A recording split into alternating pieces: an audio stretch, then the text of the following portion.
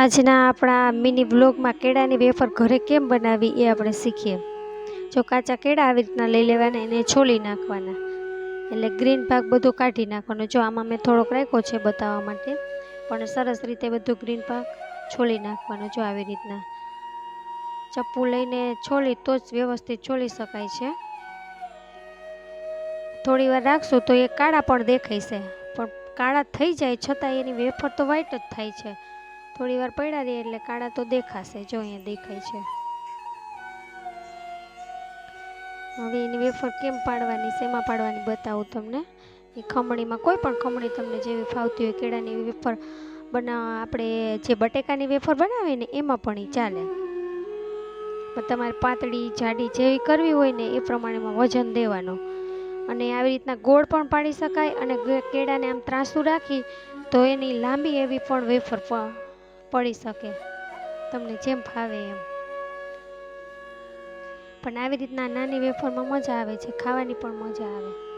અને શરૂઆતમાં ગેસ ધીરો રાખવાનો, એમ આપણો હાથમાં વરાળ ના આવે એટલા માટે। પછી ગેસ ફૂલો કરી દેવાનો, ફૂલ હોય તો જ વેફર સરસ થાય છે, નહીંતર એમાં તેલ ચડી જાય એટલે વેફર ઝડપથી પાકતી પણ નથી અને પોચી રહે છે, કડક એકદમ ના થાય। અને વધારે કડક કરવા જાય તો એ કાળી પડી જાય, એટલે આપણે શરૂઆતમાં ધીરો જ રાખવાનો ગેસ। આવી રીતના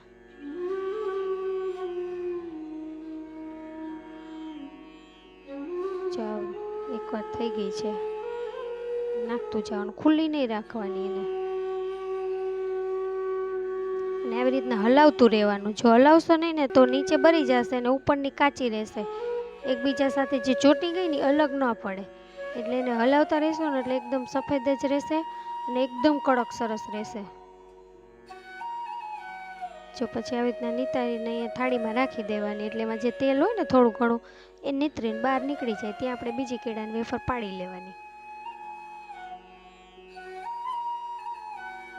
અને એમાં સાથે સાથે આપણે સંચર ને તીખાની ભૂકીની બધું નાખતું જવાનું, એટલે એ ગરમ હોય ને એટલે એમાં ચોંટી જાય એટલે સારો સ્વાદ આવે છે।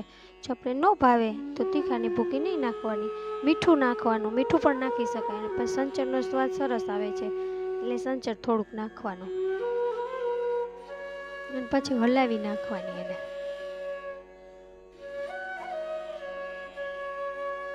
જો આવી રીતે